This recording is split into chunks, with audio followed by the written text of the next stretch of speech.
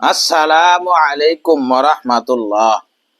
প্রিয় দর্শক শ্রোতা, হাজার চেষ্টা করেও কি অভাব আপনার পিছু ছাড়ছে না? পকেটে টান আর মনের অশান্তি কি আপনার রাতের ঘুম কেড়ে নিয়েছে? মনে রাখবেন, সব সমস্যার সমাধান কিন্তু মানুষের হাতে নেই। আজ আপনাদের জানাবো পবিত্র কোরআনে এমন 4টি শক্তিশালী সূরার কথা, যা নিয়মিত পাঠ করলে ইনশাআল্লাহ আপনার রিজিকের বন্ধ দুয়ার খুলে যাবে এবং দারিদ্রতা হবে দূর। আসুন জেনে নেই সেই বরকতময় সূরাগুলো কি কি। নাম্বার 1, সূরা ওয়াকিআহ, সূরা নং 56। ইযা ওয়াকাআতিল ওয়াকিআ লাইসা লিওয়াকাআতিহা কাযিবা খাফিদাতুর রাফিআ। এই সূরাটিকে ধনাঢ্যতার সূরা বলা হয়। রাসূলুল্লাহ সাল্লাল্লাহু আলাইহি ওয়াসাল্লাম বলেছেন, যে ব্যক্তি প্রতি রাতে সূরা ওয়াকিয়া পাঠ করবে সে কখনো অভাব অনটনে পড়বে না। বাইহাকি।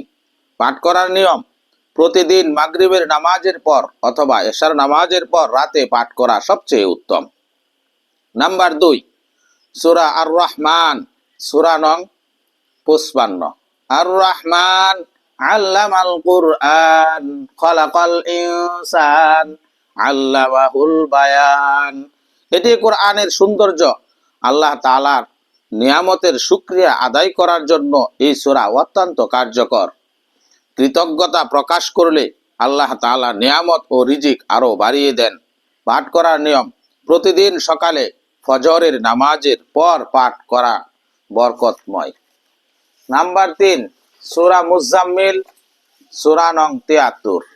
ইয়া আইয়ুহাল মুজাম্মিলু কুমিল লাইলা ইল্লা কলিলা নিসফাহু আও ইনকুস মিনহু কলিলা। উলামায়ে কেরাম ও বুজুর্গগণ অভাব দূরীকরণ এবং মনের নেক মাকসুদ হাসিলের জন্য এই সূরার আমল দিয়ে থাকেন। এটি পাঠ করলে কঠিন কাজ সহজ হয় এবং অভাব দূর হয়, রিজিকের সচ্ছলতা আসে। পাঠ করার নিয়ম: যে কোনো সময় পড়া যায়, তবে তাহাজ্জুদ বা এশার নামাজের পর পাঠ করা বেশি ফলদায়ক। নাম্বার 4, সূরা ইখলাস, সূরা নং 112। কুল হুয়াল্লাহু আহাদ আল্লাহুস সামাদ লাম ইয়ালিদ ওয়ালাম ইউলাদ ওয়ালাম ইয়াকুল লাহু কুফুয়ান আহাদ। কুল হুয়াল্লাহু আহাদ আল্লাহুস সামাদ লাম ইয়ালিদ ওয়ালাম ইউলাদ ওয়ালাম ইয়াকুল লাহু কুফুয়ান আহাদ। এটি অতি ছোট কিন্তু অনেক শক্তিশালী সূরা। হাদিস অনুযায়ী ঘরে প্রবেশের সময় সূরা ইখলাস পাঠ করলে ওই ঘর থেকে দরিদ্রতা দূর হয়ে যায়। পাঠ করার নিয়ম: যখন ওই ঘরে প্রবেশ করবেন, আসসালামু আলাইকুম বলে একবার সূরা ইখলাস পাঠ করবেন। এছাড়া 5 ওয়াক্ত নামাজের পর 3 বার করে পাঠ করা উত্তম। তবে সর্বশেষ কথা হলো, আমল করার পাশাপাশি হালাল উপার্জনের চেষ্টা করা এবং আল্লাহর উপর পূর্ণ ভরসা রাখা জরুরি।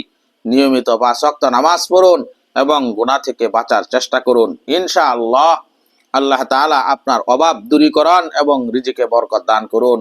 আমিন।